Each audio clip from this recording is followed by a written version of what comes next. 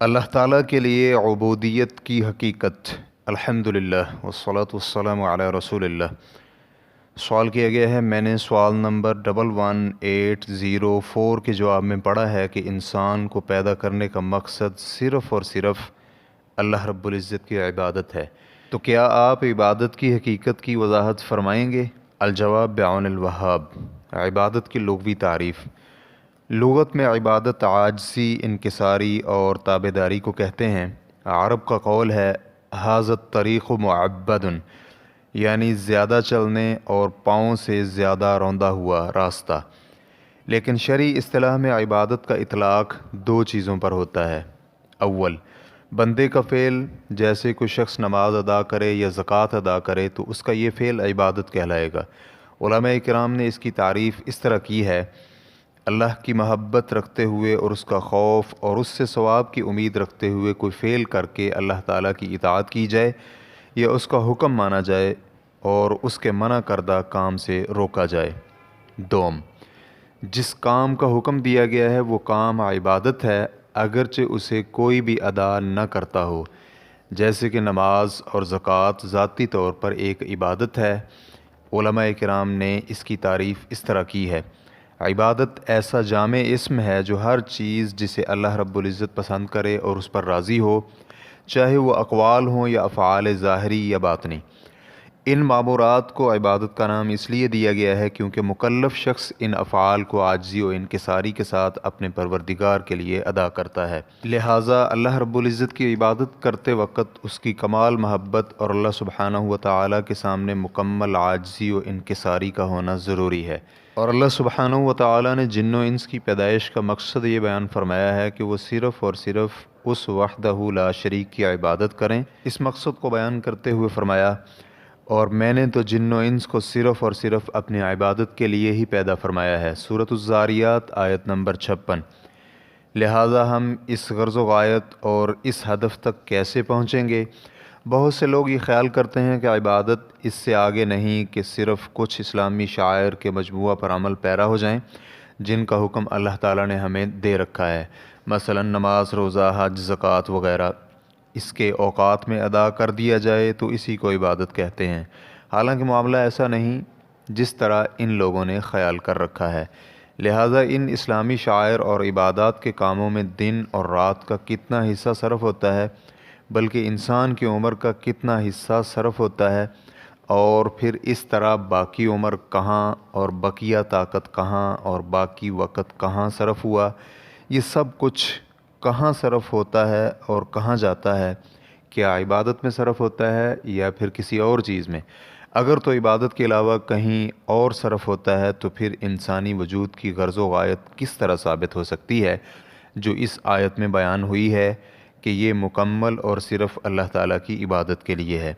اور پھر اللہ تعالیٰ کا یہ فرمان کس طرح ثابت ہوگا: کہہ دیجئے میری نماز، میری قربانی اور میری زندگی اور میری موت سب کچھ اللہ رب العالمین کے لیے ہے۔ سورۃ الانعام آیت نمبر 162۔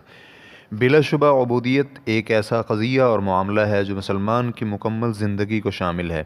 لہٰذا جب وہ رزق کی تلاش میں روئے زمین میں گھومتا پھرتا ہے تو یہ رزق کی تلاش اور اس کا گھومنا بھی عبادت ہے، کیونکہ اللہ سبحانہ و تعالیٰ نے اسے اس کا حکم مندرجہ ذیل فرمان میں دیا ہے۔ ارشاد باری تعالیٰ ہے: تم اس کی راہوں میں چلتے پھرتے رہو اور اللہ کی روزیاں کھاؤ اور اسی کی طرف تمہیں جی کر دوبارہ اٹھنا ہے۔ سورۃ الملک آیت نمبر 15۔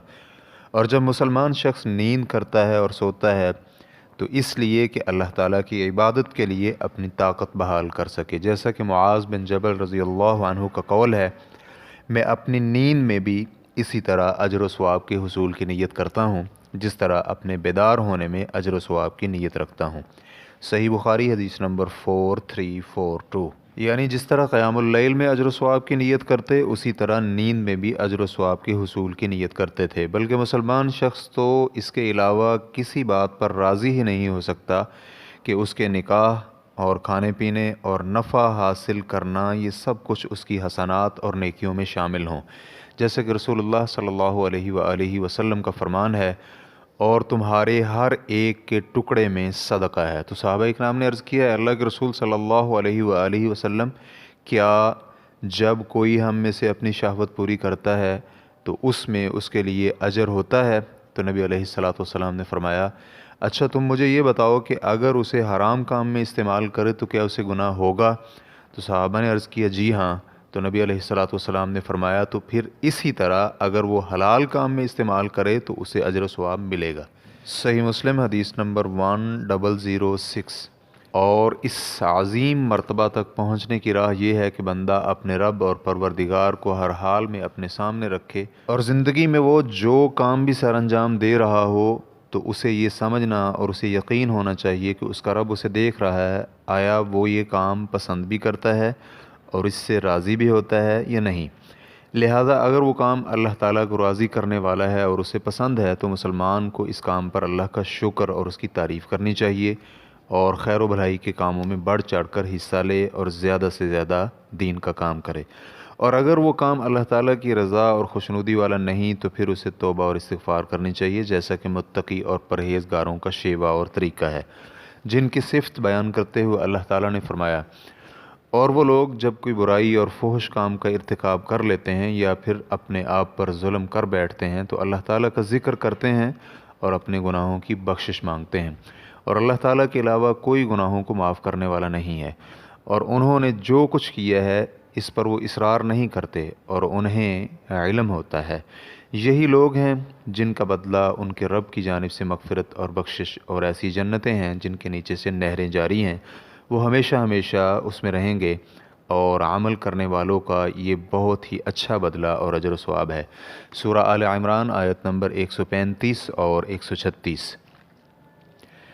ہمارے اسلاف صحابہ اکرام رضوان اللہ علیہم اجمعین اور ان کے بعد میں آنے والوں کی حس میں عبادت اسی طرح تھی۔ انہوں نے کبھی بھی تعبدی شعائر کے دائرے میں اس عبادت کو محصور کر کے نہیں رکھا تھا کہ ان لحظات جن میں وہ دینی شعائر کو سر انجام دے رہے ہوں صرف انہیں ہی عبادت گردانیں اور یہی لحظات عبادت کے ہوں، اور ان کی زندگی کے باقی اوقات عبادت سے خارج ہوں۔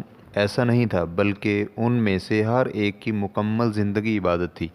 یہ دینی شعائر تو ایسے خاص لمحات ہیں کہ ان کی ادائیگی کے لحظات و اوقات میں انسان کی ایمانی طاقت میں اضافہ ہوتا ہے، جو اس سے باقی مطلوبہ عبادات کی ادائیگی میں ممد و معاون ثابت ہوتے ہیں، اور اسی لیے وہ اس کا خاص اہتمام کرتے اور خیال رکھتے تھے، جس طرح ایک مسافر اپنے زاد راہ کا خیال رکھتا ہے جو اس کے سفر میں ممد و معاون ثابت ہو، اور اس لحظے کا خاص خیال کرتا ہے جس میں اسے یہ زاد راہ ملنا ہو۔ وہ حقیقتاً ایسے ہی کرتے تھے جس طرح ان کے رب نے ان کی صفات بیان کرتے ہوئے فرمایا، وہ اٹھتے بیٹھتے اور اپنے پہلوؤں کے بل بھی اللہ کا ذکر کرتے ہیں۔ سورہ آل عمران آیت نمبر 191۔ یعنی وہ اپنی ہر حالت میں اپنی زبان کو اللہ تعالیٰ کے ذکر سے تر رکھتے تھے، اور اس کے ساتھ ساتھ دل کو بھی جمع کرتے اور ذکر کرتے ہوئے اللہ تعالیٰ کی خشیت اور اس کا ڈر اور خوف ہر وقت ان کے دل میں حاضر اور موجود رہتا۔ جب بھی کوئی عمل کرتے وہ اس خوف اور ڈر کو اپنے دل میں رکھتے، یا پھر کوئی بات بھی کرتے تو پھر بھی اللہ رب العزت کی عظمت ان کے دل میں ہوتی اور خوف چھایا رہتا۔ لہٰذا ان میں سے جب کوئی غافل ہو جاتا یا غلطی کر بیٹھتا تو ان کا حال بالکل ایسا ہی ہوتا جیسا کہ اللہ رب العزت نے سورہ آل عمران کی مذکورہ آیت میں بیان فرمایا ہے۔ اللہ رب العزت آپ کو توفیق سے نوازے، آپ یہ علم میں رکھیں کہ ہر انسان اپنی فطرت کے ساتھ عبادت کرتا ہے، یعنی وہ فطرتی طور پر عبادت کے لیے ہی پیدا ہوا ہے، یا تو وہ بغیر کسی شریک کے صرف اللہ ہی کی عبادت کرتا ہے، یا پھر اللہ تعالیٰ کے علاوہ کسی اور کی عبادت کرنے لگ جاتا ہے۔ لہٰذا اللہ تعالیٰ کے ساتھ کسی اور کو شریک کرنے والا، وہ اللہ کے علاوہ کسی اور کی عبادت کرنے والا، دونوں ہی برابر ہیں۔ اور اللہ تعالیٰ نے اس عبادت کو شیطان کی عبادت کا نام دیا ہے، کیونکہ اس نے شیطان کی دعوت کو قبول کرتے ہوئے اس کی بات پر لبیک کہا ہے۔ فرمانے باری تعالیٰ ہے، اے آدم کی اولاد، کیا میں نے تم سے یہ عہد نہیں لیا کہ تم شیطان کی عبادت نہ کرنا؟ بلا شبہ وہ تمہارا کھلا اور واضح دشمن ہے، اور تم صرف میری ہی عبادت کرو، یہی سیدھا راستہ ہے۔ سورہ یاسین آیت نمبر 60۔ اور صرف اللہ تعالیٰ کی عبادت کرنے والے اور شیطان کی عبادت کرنے والے شخص کی زندگی برابر نہیں ہو سکتی۔ اللہ رب العزت فرماتے ہیں، اچھا وہ شخص زیادہ ہدایت یافتہ ہے جو اپنے چہرے کے بل اوندھا ہو کر چلے، یا وہ جو سیدھا پاؤں کے بل راہ راست پر چل رہا ہو۔ سورہ ملک آیت نمبر 22۔ اور ایک مقام پر ارشاد فرمایا، کہہ دیجئے کیا نابینا اور آنکھوں والا برابر ہو سکتے ہیں، یا کیا اندھیرے اور روشنی برابر ہو سکتے ہیں۔ سورۃ الرعد آیت نمبر 16۔ اور شیطان تو انسان کو اللہ تعالیٰ کی عبادت سے دور کرنے کے لیے بہت سے ہیلے اور کوششیں کرتا ہے، اور اس میں بتدریج اسے دور کرنے کی کوشش کرتا ہے۔ بعض اوقات تو اسے عبادت سے وقتی طور پر دور کرتا ہے، جیسا کہ کوئی شخص معصیت اور گناہ کا مرتکب ہوتا ہے۔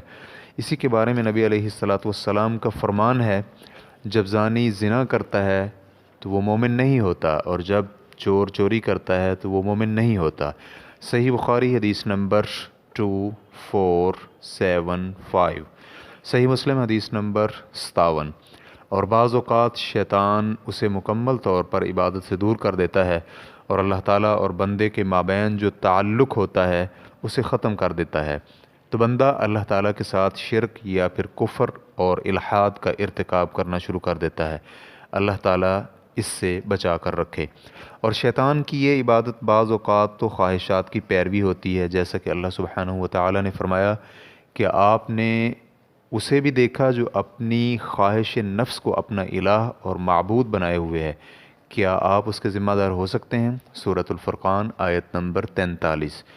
لہذا یہ شخص جو اپنی خواہش کے حکم کو مانتا اور اس پر عمل کرتا ہے، جسے وہ اچھا اور بہتر دیکھتا ہے اس پر عمل پیرا ہو جاتا ہے، اور جسے اپنی رائے میں قبیح اور غلط خیال کرتا ہے اسے ترک کر دیتا ہے، لہذا وہ اپنے نفس کی خواہشات کے پیچھے چلتا ہے اور اس کا مطیع بن جاتا ہے۔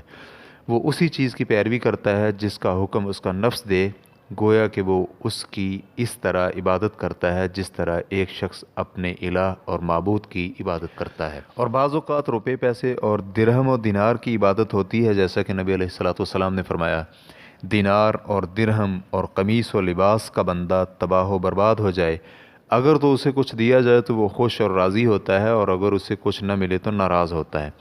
تباہ و برباد اور ہلاک ہو، اور جب اسے کانٹا چبھے تو اس کا کانٹا بھی نہ نکالا جائے۔ صحیح بخاری حدیث نمبر 2887۔ اور اسی طرح ہر وہ شخص جس کا دل اللہ کے علاوہ دوسری اشیاء اور نفس کی خواہشات سے معلق ہو چکا ہو اور ان سے محبت کرنے لگے، اگر وہ خواہشات اسے حاصل ہو جائیں تو وہ راضی ہو جاتا ہے، اور اگر ان کا حصول نہ ہو تو ناراض ہو جاتا ہے۔ لہٰذا ایسا شخص خواہشات کا بندہ اور غلام بن چکا ہے، کیونکہ حقیقی غلامی اور بندگی تو دل کی غلامی اور اس کی عبودیت ہے۔ پھر جس قدر ان خواہشات کے پیچھے چلے اور ان کی عبادت کرے گا یا بعض خواہشات کو مانے گا، اس قدر ہی اس کی اللہ کے لیے عبودیت اور بندگی بھی کمزور ہو جائے گی۔ اور اگر اس کی ان خواہشات اور شہوات کی عبودیت مستحکم ہو جائے حتیٰ کہ اسے کلیتاً ہی دین سے روک دے، تو وہ شخص مشرک اور کافر ہے۔ اور اگر یہ خواہشات اور شہوات اسے بعض واجبات اور فرائض سے روک دیں، یا پھر بعض حرام کاموں کو اس کے لیے مزین کر کے پیش کریں جن کا مرتکب دین اسلام سے خارج تو نہیں ہوتا، لیکن اپنے رب کے ساتھ عبودیت اور بندگی میں نقص ضرور پیدا ہوتا ہے، اور یہ نقص اس قدر ہی ہوگا جس قدر اس سے رکے گا۔ اللہ تعالیٰ سے ہماری دعا ہے کہ وہ ہم پر احسان کرتے ہوئے ہمیں مکمل طور پر اپنی ہی بندگی کرنے کی توفیق سے نوازے، اور اپنے مخلص اور نیک و صالح اور اولیاء اور مقرب بندوں میں سے بنائے۔ بلا شبہ وہ سننے والا اور دعا کو قبول کرنے والا ہے۔ اللہ رب العزت ہی زیادہ جاننے والا اور بہتر فیصلے کرنے والا ہے۔ واللہ تعالی اعلم۔ اسلام کیو اے ریکارڈنگز مؤسسۃ الشیخ محمد صالح المنجد، المملکۃ العربیۃ السعودیہ، فتویٰ نمبر 49016۔ والسلام علیکم ورحمۃ اللہ وبرکاتہ۔